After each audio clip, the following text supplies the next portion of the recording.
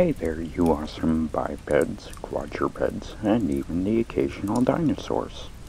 It's me, Little Wolf, and welcome to my den. Go ahead and come on in, but as usual, please wipe your paws, and go ahead and take a seat by the fire. The cauldron is always bubbling, so we can always have our coffee, tea, or hot chocolate. The odd thing today is I was able to get myself some energy drinks, so I'm actually enjoying a can of Wired. Alright, so what have I been up to the last few days? I was kinda nostalgic and went back to look up some old podcasts that I like to listen to, and I've kind of been listening to both of these podcasts for quite a few years now. The first one would be the Monster Talk podcast. And at first, it was done in association with Skeptic Magazine. But now they've actually branched out and they have their own website now, and I will be putting a link in the description here. But how I found them, I think I had been watching a bunch of Monster Quest episodes on YouTube, and I wanted to just kind of look up more stories about Bigfoot or something like that. And so, as usual, I went into the Oracle and typed it in, and I kept seeing this thing called Monster Talk. And the first episode, I believe, I listened to was about Bigfoot.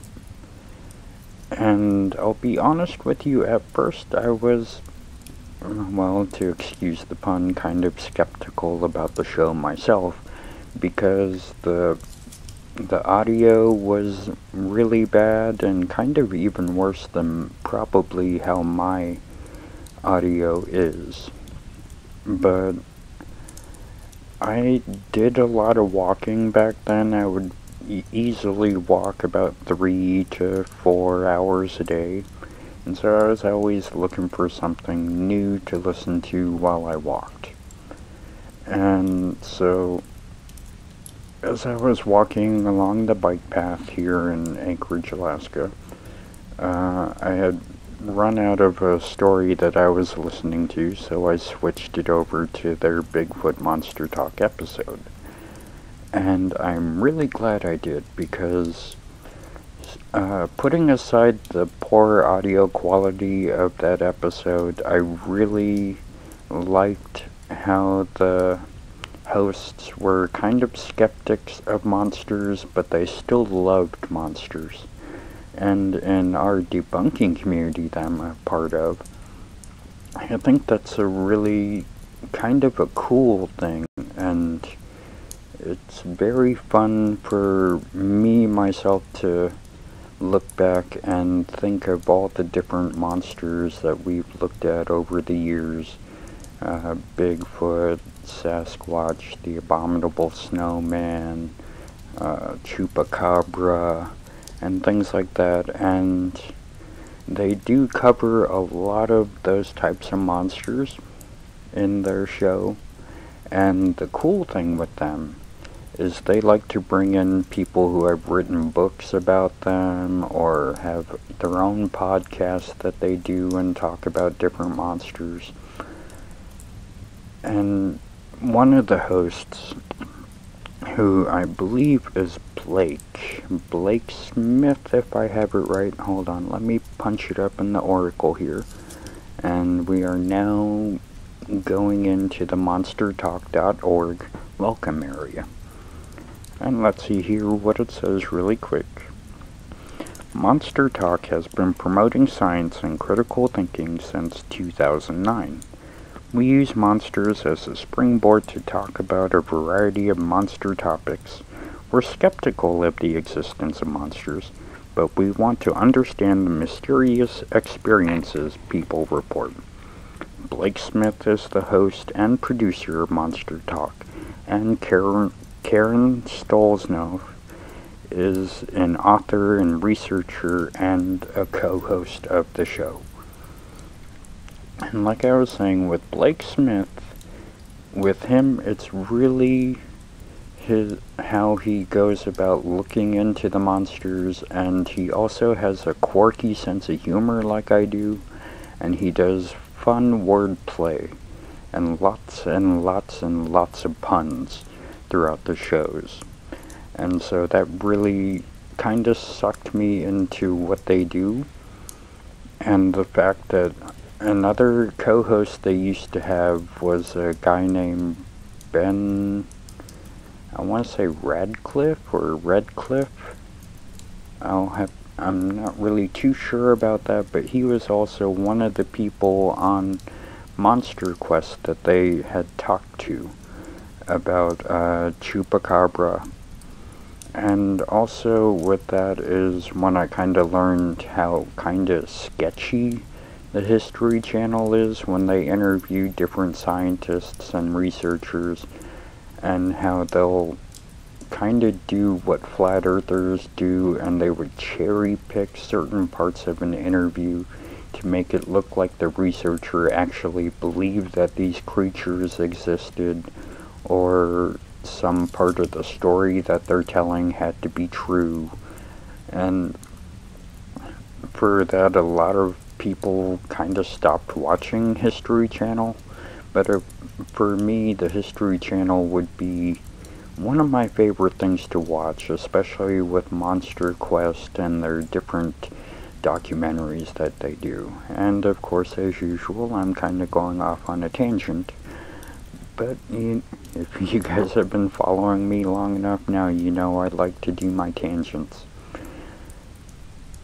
But with Monster Talk again, it was just really fun to find a podcast where they would talk about my favorite monsters as from being a kid and growing up, and look at it as if it might be true, or even if they don't think it's true, they'll talk to different people who have researched, written books, been on TV shows like Monster Quest, or things like that, and they just have so many other episodes that you could go through in their backlog and find episodes I'm sure you'll like.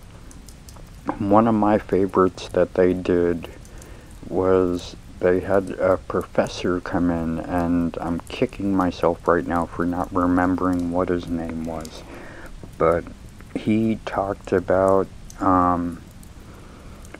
when people believed that ancient aliens built the pyramids, and it made him so mad that people would actually believe that, because he's one of those that says, just because the people back then, just because it was ancient times, they were just as smart as we were. They had enough manpower and brain power and enough time to be able to engineer these big monuments that we now see with things like Stonehenge, the pyramids, and things like that. And so he did his own research into it, and I'm kind of gonna look it up right now, so if you hear some tapping, that's what's happening.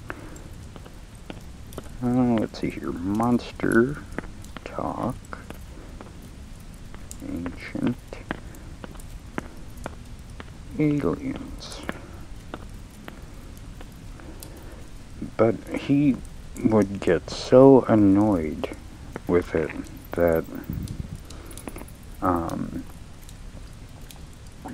he was able to go through and find the origins of different pyramids, like I believe he said they were called Muscovas, and they were kind of like 1 to 2 story little pyramid-like structures that the pharaohs or the king would be buried in, and so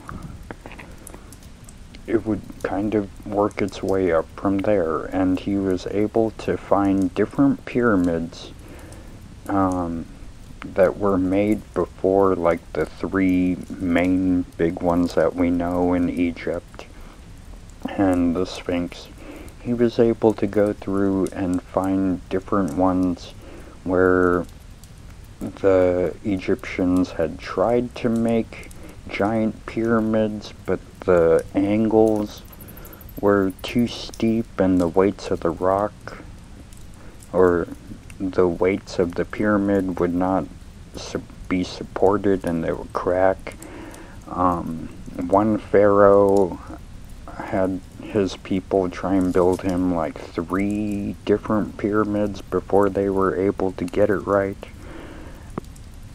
And he's a fun professor to listen to. He's into archaeology, and one of his books is I think 50 different sites you can go to see different ancient plots, like the burial mounds of the Native Americans and things like that. And so he also like cusses a lot when he talks, and there were a bunch of the listeners that just loved listening to him, and he just had such a good time being on their show. And I cannot for the life of me find his name. I'm sorry, guys. But I did try, and if I do find it later on, I will definitely post it into the description. And to kind of springboard off of this talk, one of the other shows that they had done was about an incident that happened where a family was attacked by what they called goblins. And so they did a couple-part episode talking about it. And one of their shows, they had a couple from another podcast come on, and they were called Astonishing Legends. And they do almost the same type of thing. They would look into different stories and talk about how it might be plausible, but they would definitely just like, oh my god, go through everything with a fine-tooth comb almost and delve really deep into each story.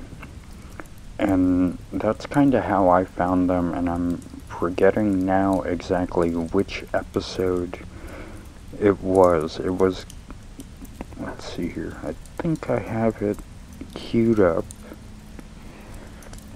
Yes, here we go. It was called American Goblins, episode 136, and it's part 1.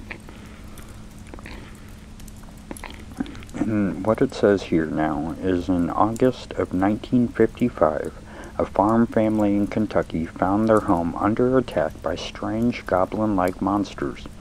In years since the attack, the case has retained a perplexing endurance. What happened that night in Kentucky? Were aliens to blame? Underworld monsters? Misidentified natural causes?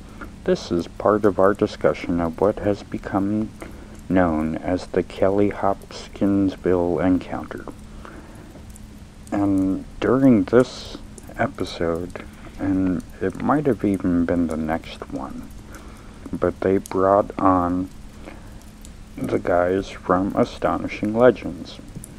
And from then on, I really like listening to them because, like I said, they would delve deep into each of the stories. And it would be so much so that they would split up their episodes, or they would split up the stories into around 3 to 4 episodes usually, and each one being about an hour and a half. And so they would really just dig into a story. And here's what they say on their main page. About us.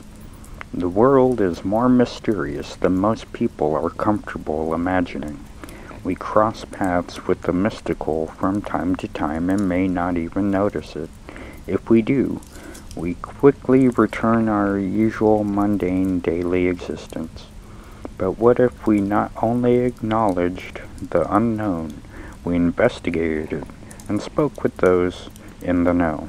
And this is what co-hosts Scott and Forrest and their producer Tess do with Astonishing Legends.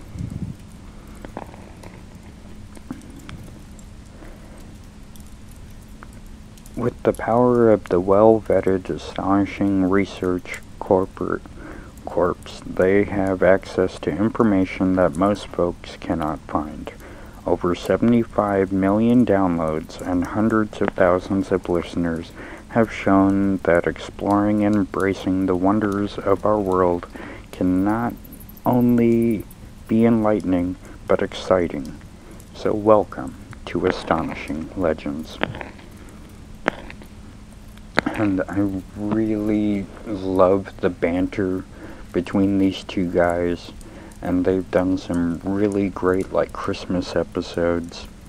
And on their About page they talk about each of the co-hosts and the different backgrounds that they come from, and I really suggest that you go ahead and take a look at their website and scroll through their different episodes, because they're another group who you can definitely find something that you'll probably like. And I'm scrolling through now in case you hear weird noises in the background. And if we go to their recent episodes, I was able to find them again because they started up a YouTube channel. And as most of you guys know, I love my YouTubes. And it looks like their latest episode was on the 13th of February. And it's episode 202. The Scrying Game? I'm gonna have to definitely give that a listen to. And I highly suggest that you guys definitely give these guys a listen to. Because not only does it pass the time nicely, you get to learn different monsters and different evidence for and against, and they're just a wonderful, wonderful team to listen to. And I just can't really suggest them anymore, because there's, oh my god, there are so many different episodes that are worth listening to. They have many episodes on Amelia Earhart and the different things that happened with her and the different stories of how she may have survived and lived out her life on a different island close to where she had crashed. Maybe she was a prisoner of war at the time, or she came back to America and lived out the rest of her life under a different identity. You know, weird things like that. They have a really cool episode on the Skinwalker Ranch, and they have quite a few on Bigfoot, because that's definitely a big thing around the United States and around the world. And just so much that they talk about, and different books that they promote, and just they are amazing. And astonishing, as their title says. And I'm kind of at a loss for words as to how to really describe them anymore. And I went back and listened to one of their episodes I found on YouTube, which was the Lost Christmas episode. And it is definitely a fun little time, because they have different viewers call in and have some fun wishing the listeners and them a Merry Christmas. But they'll also have weird little movie areas where there's a few little segments where they have the little reason of why Phoebe hates Christmas and the Gremlins, and they wind up kind of hanging up on her, and she'll call back and tell a little bit more of the story, and it's definitely a fun time to listen to. Or another caller calls in, and his whole little shindig is giving Christmas song titles basically has his whole talk to them, and it just made me laugh each time it happened. And throughout the whole episode, one of the host's family is trying to fly back to home for Christmas, and they keep having all of these weird things happen, like it's Christmas Eve, and there's a snowstorm coming in, and they have to wind up waiting at the airport for another flight and a later flight, and this flight is canceled, and at some point even Kris Kringle winds up calling in and has Rudolph talk for a moment, if I remember right. But oh my god, just the banter of the hosts and their topics that they delve into is just amazing, and I really highly recommend that you give these guys a listen to. And as I said, I'll put a link to their channel in the description. I'll put a link to Monster Talk in the description. And both of these podcasts, I would definitely highly recommend you look through their archive, because you're sure to find something you'll like to listen to.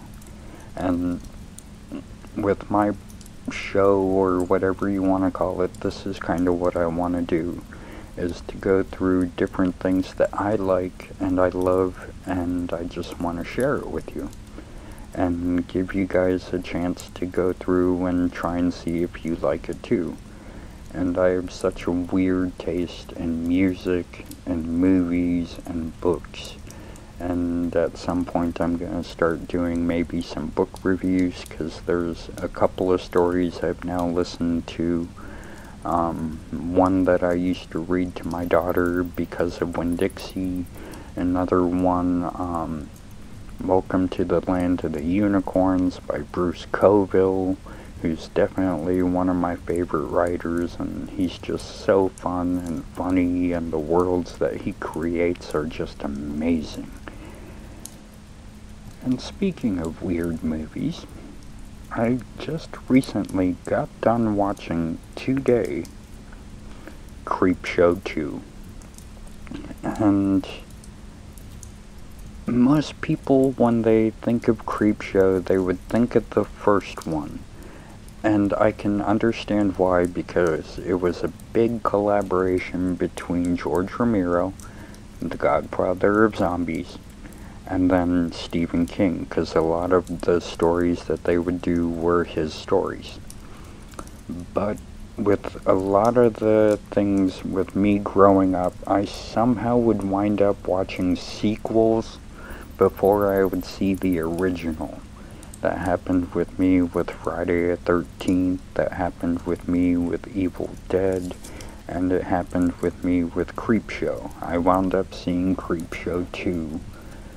I think I was somewhere around the age of 12, 11 or 12, and I would go down to the local Piggly Wiggly in Wisconsin, and they had an area in their store where there were movies that you could rent, and sometimes they would have a thing where you could rent 3 movies for 3 nights for $3. And my dad was good friends with the person that owned it, and it was one of those areas where my dad would just tell him, let him rent whatever movie he wants, because I let him watch scary movies. I'm not worried if they're rated R or not, he's probably gonna watch them anyways. And one of them I rented was Creepshow 2, and I just kind of fell in love with it, even though it only has like 3 stories in it. And let's kind of delve into it a little bit with the oracle and a quick summary. Now, Creepshow 2 is divided into 3 stories, conducted by a leading segment where a boy that loves the horror comic book Creepshow buys seeds of carnivorous plants and is bullied by 4 teenagers. Meanwhile, the Creep tells us the tales of Creepshow, the first one being Old Chief Woodenhead. The elders, Ray and Martha Spruce, have lived their whole life and raised their family with their small store in the Arizona town.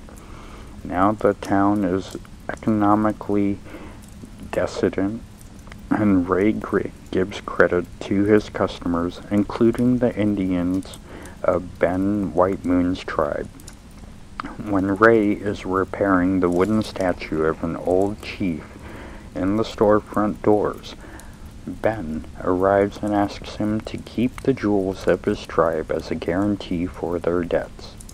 However, Ben's nephew arrives unexpectedly with two other punks to steal and kill Ray and his wife.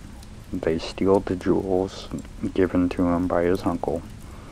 They expect to travel to Hollywood, but the old Chief Woodenhead will not let them go.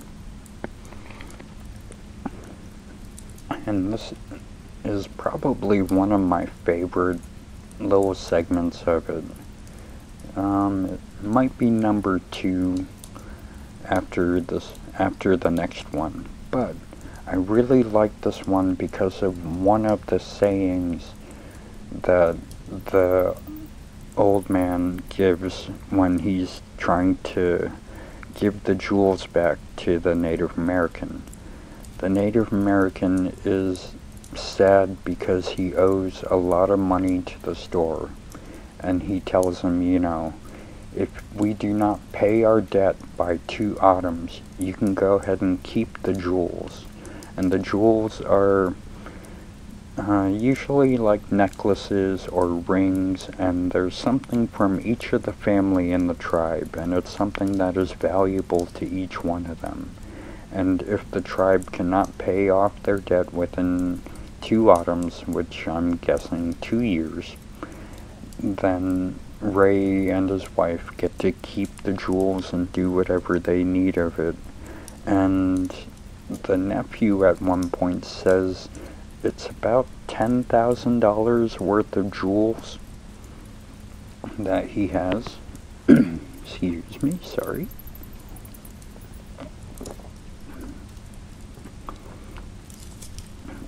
But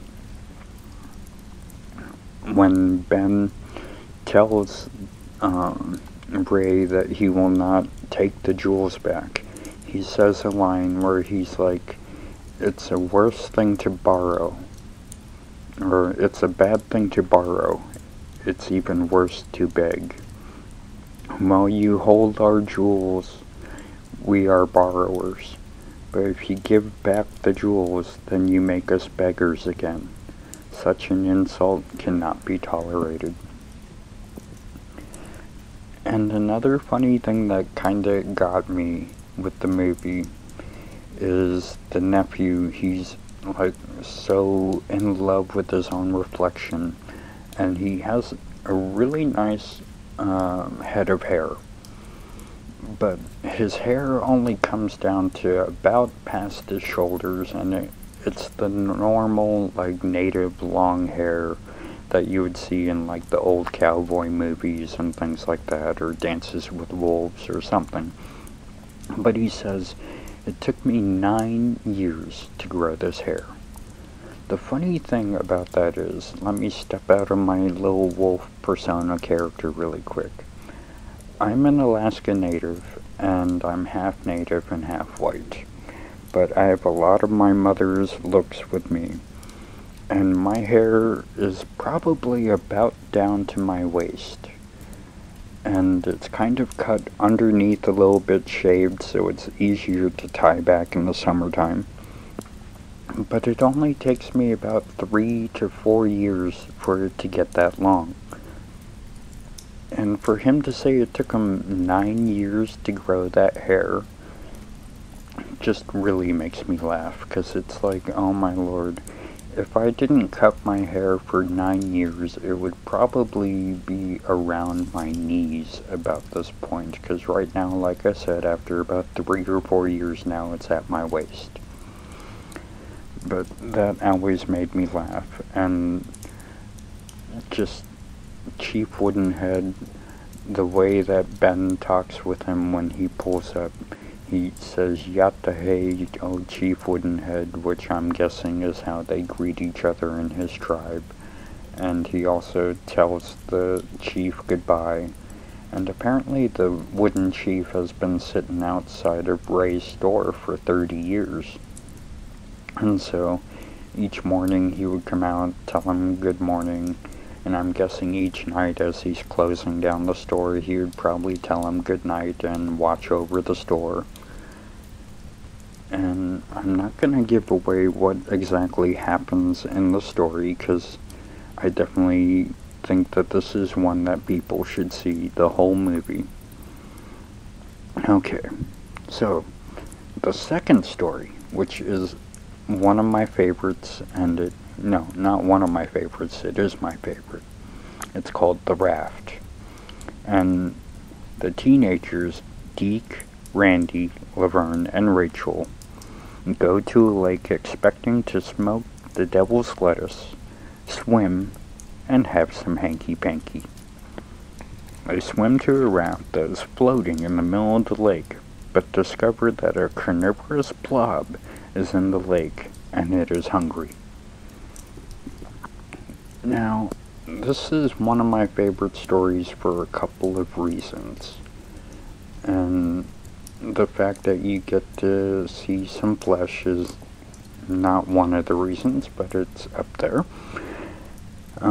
Growing up in Wisconsin, I used to live right on the shores of Lake Superior, and one of the years while I was taking a swimming class at the Northland College, they had to close down the pool to make repairs to it, or make repairs to the building wanted to.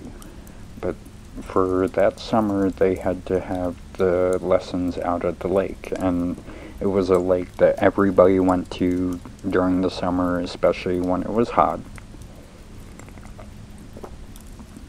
And it had a dock that went out quite a bit of ways into the lake, and probably about maybe, I'm guessing 50 feet or so from, or no, not even that, maybe like 30 feet, there was a raft that you could swim out to and just get on, and it had like a weird blue carpeting and things like that. And watching the movie, it really brings back a lot of memories of swimming around in Lake Superior and then climbing up onto the raft and hanging out there. So it really just kind of hits you right in the feels, you know.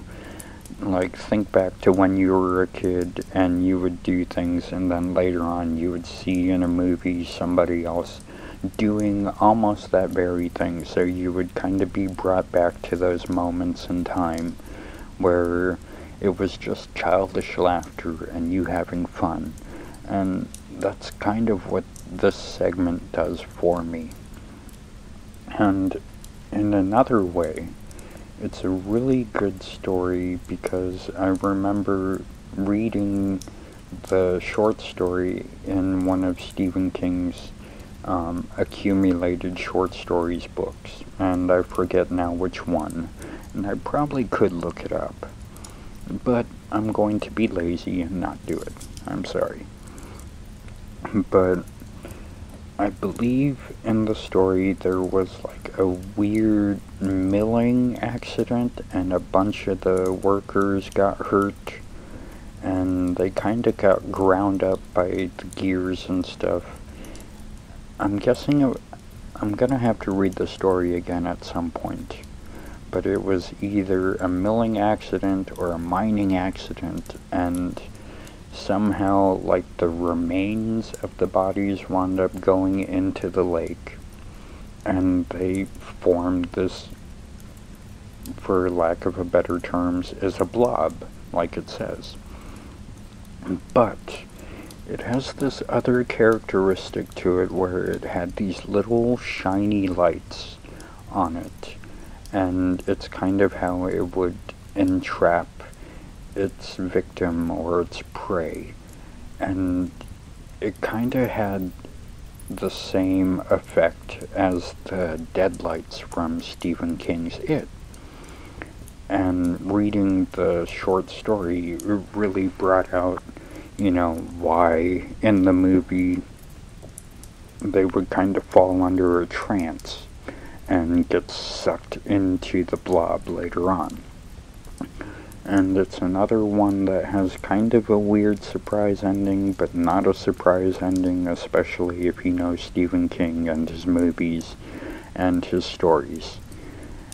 And I'm not going to give that one away either, because, like I said, this is definitely a movie I think that anybody who likes scary movies should watch. And I know there are some people out there who do not like Stephen King, and I've had some different conversations with some of them, but, as far as Stephen King's works goes, this is a fun one, and each one is short, and the whole movie is kind of short in a way, too. And then we move on to kind of my least favorite segment, but it's called The Hitchhiker.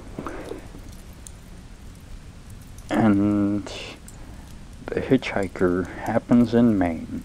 The unfaithful Anne Lansing stays too long having her affair with her escort and is late to meet her husband in the airport.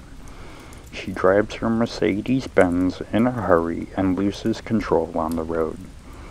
Anne accidentally runs over a hitchhiker, but she does not help the man in the hit and run in question.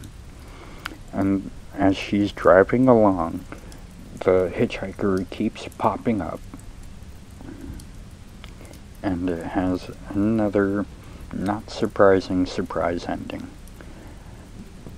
But I think part of what makes this story funny for me is it definitely has a weird feel of a George Romero zombie, especially with how the hitchhiker looks when you see him, and in a weird way, area of Return of the Living Dead Part 2 where the zombies can talk, because the hitchhiker is always telling the lady, "Hey lady, thanks for the ride. Hey lady, thanks for the ride." And that always kind of stuck with me with this story. But it's kind of my least favorite one out of them all. And I can't really explain why. But when you watch Chief Woodenhead, and then you watch The Raft, and then you come to this one, for some reason it kind of falls short of what the other two stories did. But the one good little part about this, and as most people who watch Stephen King's movies knows, he usually makes an appearance somewhere in his movies. And in this one, he plays the part of a truck driver who swears and drops down flares and says some funny lines type thing. And he always kind of has that little, "here I am" type thing, and it's almost along the same lines as with Stan Lee when he made his Marvel movies, and in some of them you would have to look closely to see him, or he would just pop right out on the screen being like, "I'm Stan Lee," and he really isn't that kind of a flamboyant type guy, but in the same way they both make their little cameos, and they're both fun to see when you figure out who it is.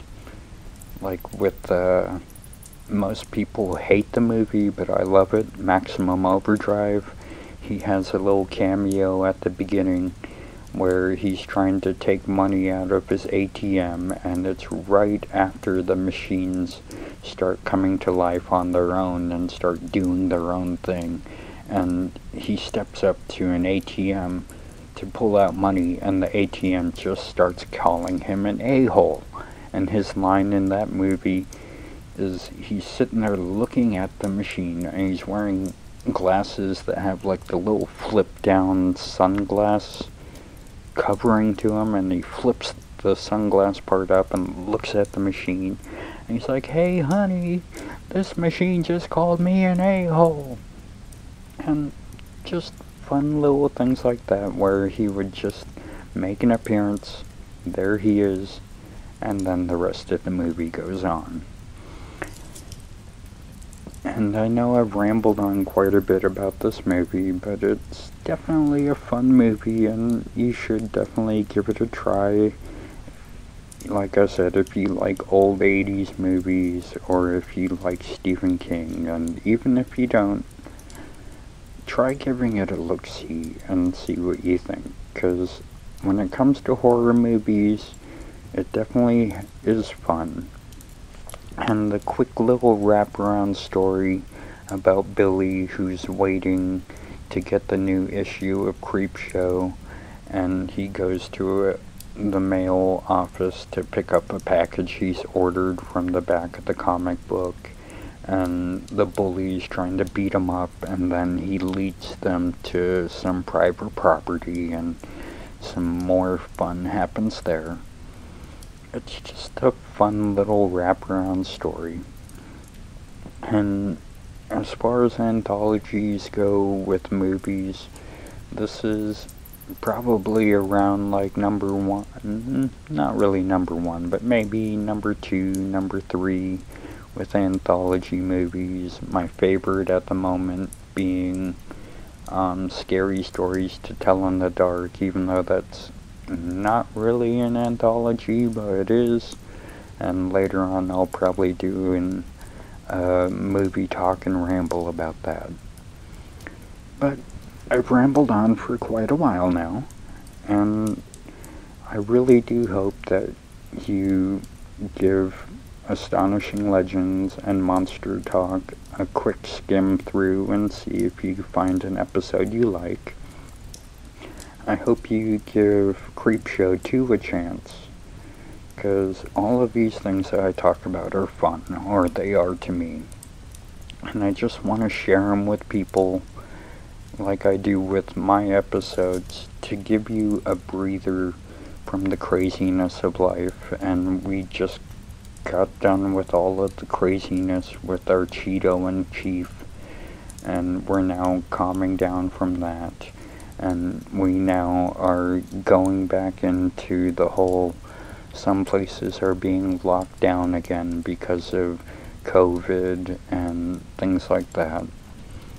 And so things are slowly calming down, but they're also picking back up, if that makes sense. But you know, with us having to be stuck inside for a while, even more now, go ahead and give some of these things either a listen to or a watch, and just take a breather, relax, and have some fun. And I hope you had some fun here with me, because I definitely love bringing these things out to the forefront and just kind of talking about them. Because I love movies, I love podcasts, I love books, and I want to share these things with you. And with that being said, I want to thank you guys for stopping by my den and just having a discussion by the fire with me, or even just kind of listening to me ramble on about things. Now, let's go ahead and step away. And while you're out there in the real world, real world, my lips can talk and move and do all the right things. I'm sorry. But while we're out there, let's try and be safe and be civil, because we have one planet and we all have to share it. I love all of you a lot, and thank you for stopping by. And remember, my den's always open if you need someone to talk to, or if you want to listen to some radio plays or documentaries. I'm starting to do that more in my Discord. And just go ahead and stop by and say hi or whatever. I love you guys so much. So until next time, bye bye, you awesome bipeds, quadrupeds. and even the occasional dinosaurs. Goodbye.